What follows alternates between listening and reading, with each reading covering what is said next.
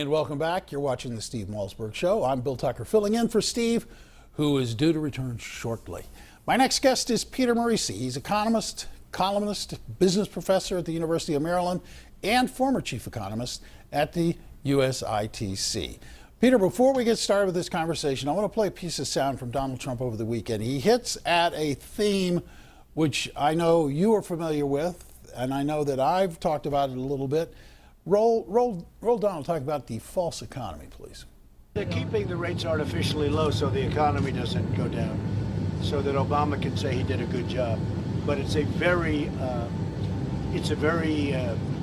false economy. We have a false economy. We have a bad economy, everyone understands that, but it's a false economy. The only reason the rates are low is so he can leave office and he can say, see, I told you. But at some point the rates will have to change. And indeed they will. Peter, I'm interested in your reaction to what he had to say. Well, he's saying something quite poignant and true, even if it's in a stylized way, in layman's language. And that is the economy has not been doing very well. And Mr. Obama has a lot to do with it. His Obamacare has increased the cost of employing people.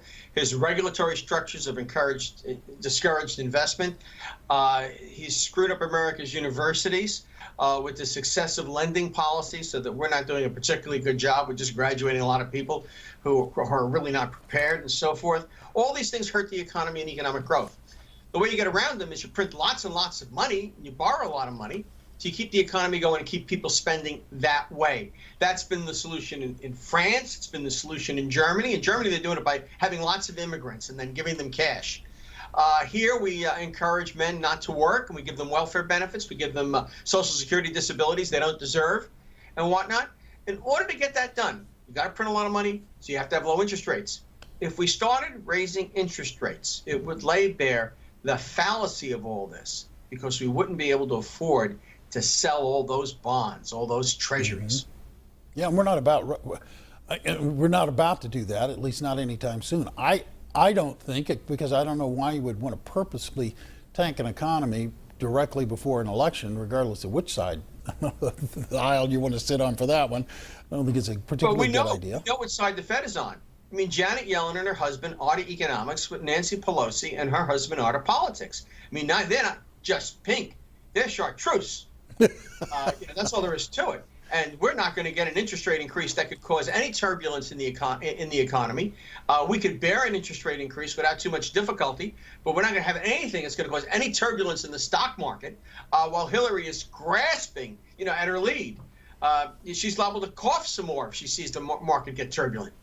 Well, she did enough of that over the weekend to take care of her for the entire month, so we don't want to do that to her. But why do people keep buying this notion that the economy's okay? The thing you hear frequently is, no, the economy's growing. We're moving ahead. We're going in the right direction. None of which is a particularly enthusiastic endorsement of it. When, as you wrote back in a column at the end of July, everybody knows the unemployment rate stinks, that the official unemployment rate is a lie, that we're closer to probably 10% unemployment if you look at the U6 number. Why do we seem so gullible, and why do we keep buying that he's some kind of economic prodigy? Well, he really isn't an economic prodigy, and no one pretends that he is, but what he's done is bought off a lot of people. A lot of those indolent guys are fellas who really didn't do a lot to educate themselves. They didn't get any much of a skill after high school. They expect to be able to go into a factory and earn $20 an hour. So he's making it real easy for them to get health care through Medicaid. Real easy for them they can get food stamps now. A 30-year-old guy says, I don't want to work, goes to the right state, he gets Medicaid, he gets food stamps and so forth, and sponge off their girlfriends. So my feeling is that a lot of people have been bought off. Now he's going to give the women free child care. He's going to give, Hillary's going to give them free child care, free college educations, going to fill in the whole timeline. Cradle to grave French socialism. You've seen how hard it is to get rid of it over there. Well, it's getting hard to let go of it over here. Mitt Romney was right. It's politically incorrect, but this is why God made tenure. We've reached a tipping point. There are more takers than makers. The makers see that this is a false economy, but there are an awful lot of takers. They're not just the people on the dole, but there are also people that really benefit from these cheap interest rates. People like Jamie Dimon drink the Kool-Aid at J.P. Morgan. You don't see the big bankers in New York cheering for a more robust economy. They put up with it. They put up with it because all this cheap money makes life easy for them. Yeah, but this, as you say, though, we've reached a tipping point. At $21 trillion, or almost $21 trillion in debt, we have a debt that equals the economic output of the country. I don't even know how this goes on another day or a week. Well, it goes on because we print the world's currency. The way this works is we have a gigantic trade deficit with China. You know, we have supply-side economics. Obama practices supply-side economics. That is, we supply. It's our money trickling down. Is that the idea? You know, and they take those bonds, which are as good as cash. You know, they're pictures of George Washington that pay they'll pay 1.5% interest, and they use that to buy up the world, to buy up the stuff they need to build an island in the South China Sea, to create bases in the Middle East, to buy oil and resources around the world. What's going to be humorous, though, is they're buying a lot of stuff that isn't going to be very valuable over the next 20 years. Because, hey, guess what? The oil era is over. The tyranny of resources is behind us. I don't believe that. I mean, in terms of oil, I don't believe that. I grant you there is a change in terms of energy policy, which would take us in a whole different direction. But I don't believe we're at the end of the era of resources just yet. Well, it isn't that resources are going away, but we're at the end of the era of needing so many of them, so that the prices are so high and scarcity and so forth. And the people that have resources have genuine power and leverage. You know, you watched what happens to New York City real estate over the next several years. Now that all those Middle Easterners aren't burying their wealth in penthouse apartments on, you know, Madison Avenue. The leverage and power that oil money gave people, the leverage and power that copper producers got, that goes away. And the scrambling for resources will go away. You know, one of the things that's going to choke ISIS in the end is there isn't going to be any oil money to sop up. One way or another, every bomb, every bullet gets paid for by oil. Even if they don't get it directly, they get it by monopolizing the white goods trade across North Africa, for example. I want to go, I've got like a minute left, unfortunately, and I wanted to talk about 5 minutes on this next topic. Do you think it is a smart, brilliant, or bad idea that Donald Trump has finally spoken what many Republicans won't speak and say, look, black voters, black community, what have the Democrats ever done for you?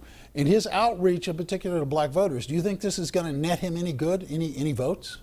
Well, the Republicans should support him. Jeb Bush pointed this out, that these inner cities are terribly poor. These folks are terribly poor because of Democratic policies. People like Bellagio make it too expensive to build in New York, so rents are too high. But more importantly, he's not going to get black votes as much as he's going to get some sympathy from the people who are sympathetic towards them that he's losing right now. Young college educators. The millennials don't like any tone of racism whatsoever. They have political correctness, you know, woven into the very fiber of their being. Yeah. And so anybody who says anything that upsets that, and this will start to reverse that. He needs to show all Americans that he's willing to be president of all Americans, whether Peter, he votes for them or not. And this I got to cut you off. I'm so sorry. I'm hard up against the line. Peter, thank you so much. It's good to see you.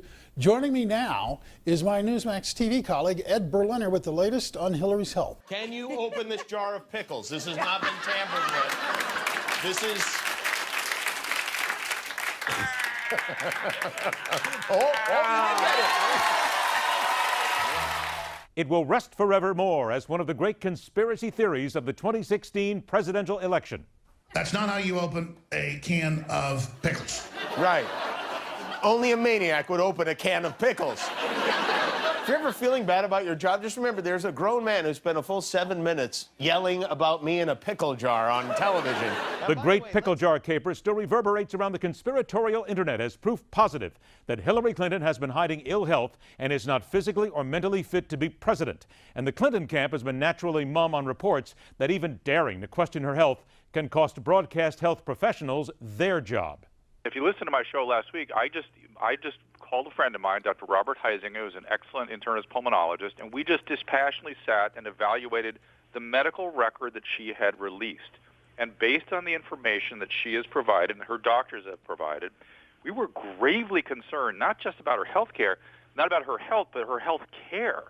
And when Dr. Drew Pinsky's show on HLN was canceled in short order after comments on his show and follow-ups such as that one, reports blew up in both the legitimate and illegitimate news media that he was bounced for making his concerns public.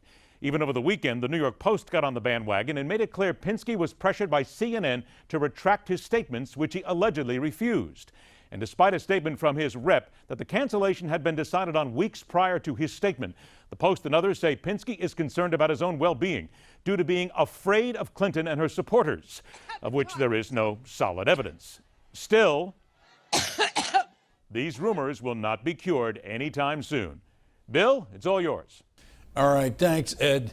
Coming up next, Jed Babin, former Undersecretary of Defense under George Herbert Walker Bush. Keep it right here.